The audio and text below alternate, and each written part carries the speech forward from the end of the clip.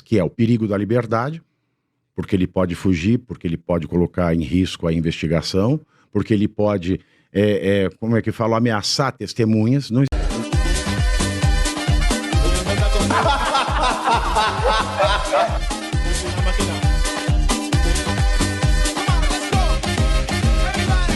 Começar chutando o balde aqui com o Pavinato, como ele gosta.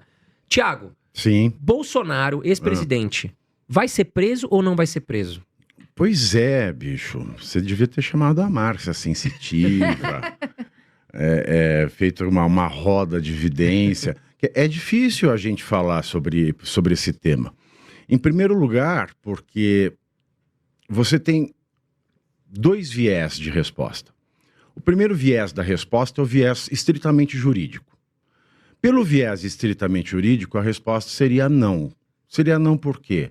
Porque não deveria nem ter havido denúncia.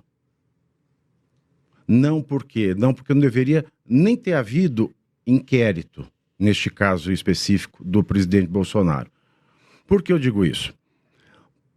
Porque o direito criminal, ele se rege em todo o mundo democrático, tá? Não tem um país que é, de fato, uma democracia que não se reja por esses princípios que marcam a transição do direito penal da Idade Média para o direito penal da modernidade, que prevalecem até hoje.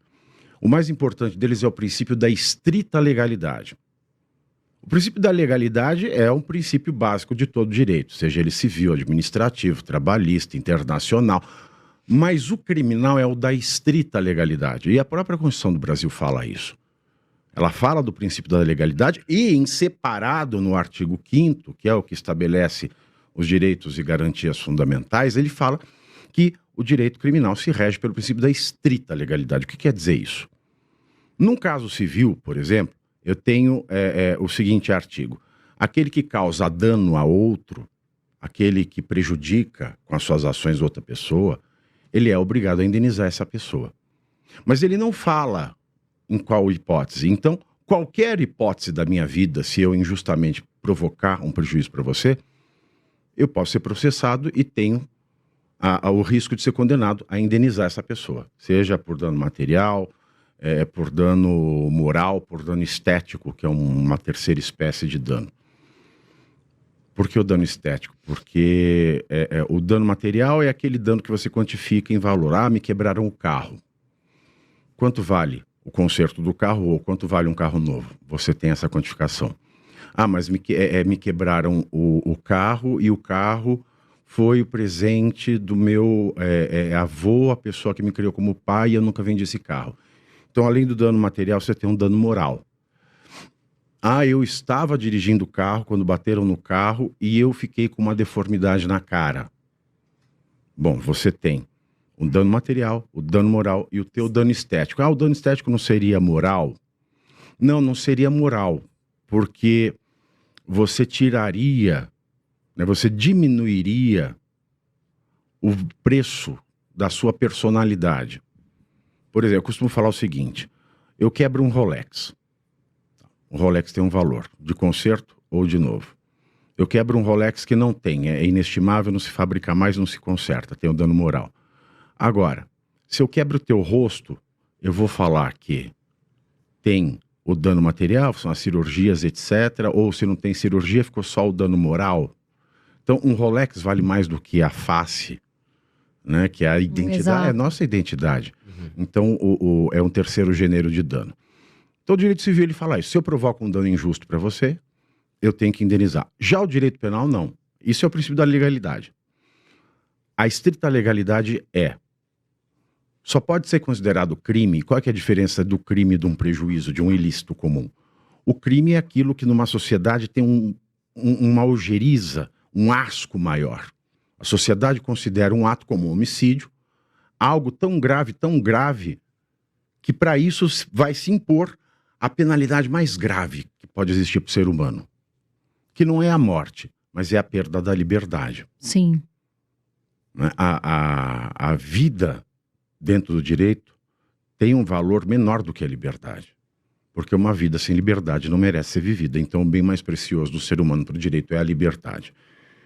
Então, aquele ilícito que é considerado crime, ele tem como punição a perda da liberdade.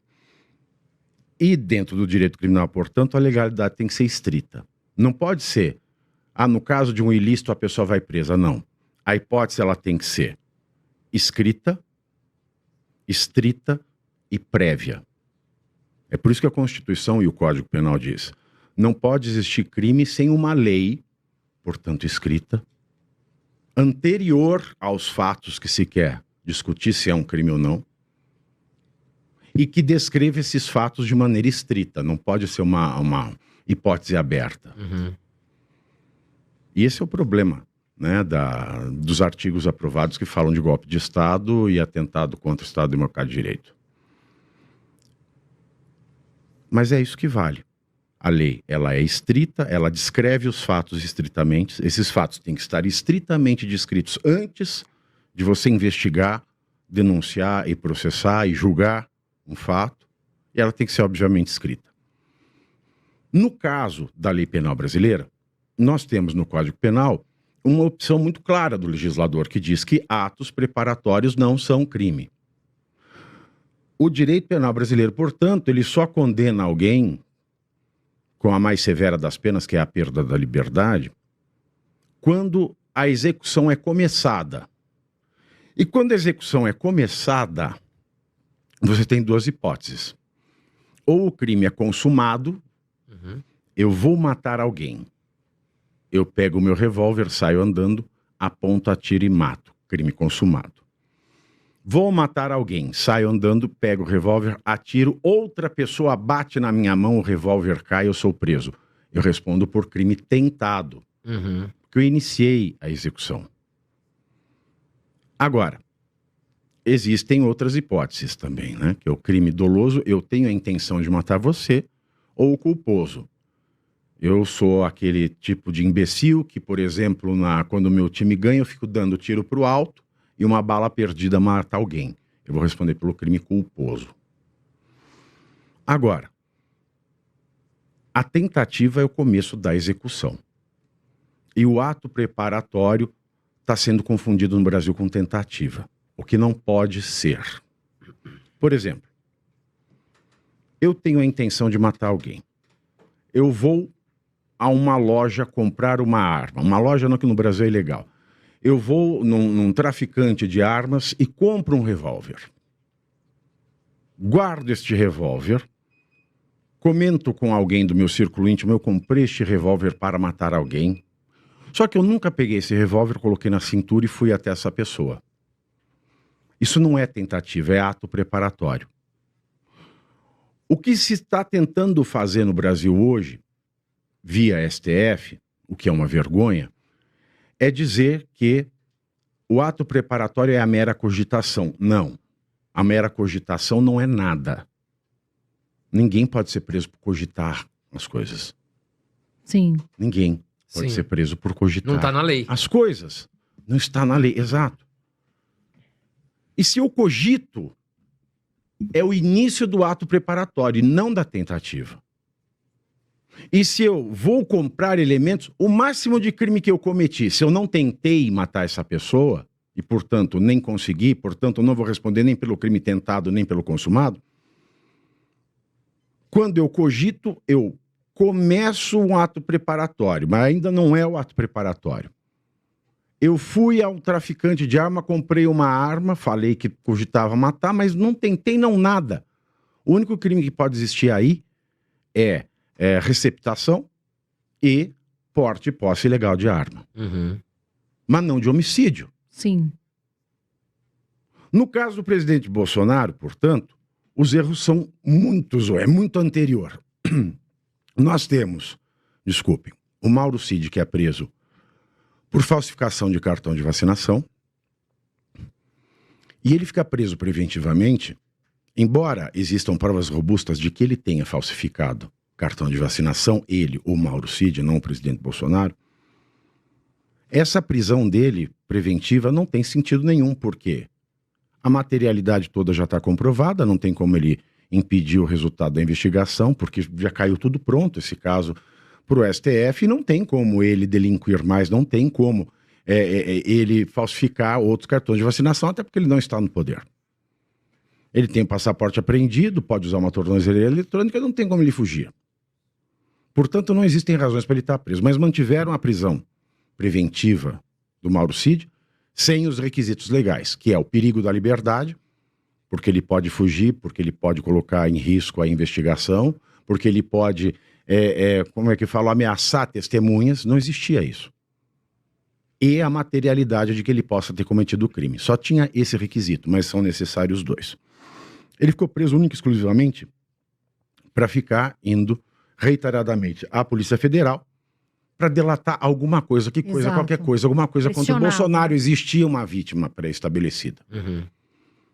Até que o Alexandre de Moraes também, contrariamente à lei, começa, ele pede para se quebrar sigilos indeterminados por tempo indeterminado, sem saber o que buscar, e ele vai encontrando elementos que podem chegar ao Bolsonaro.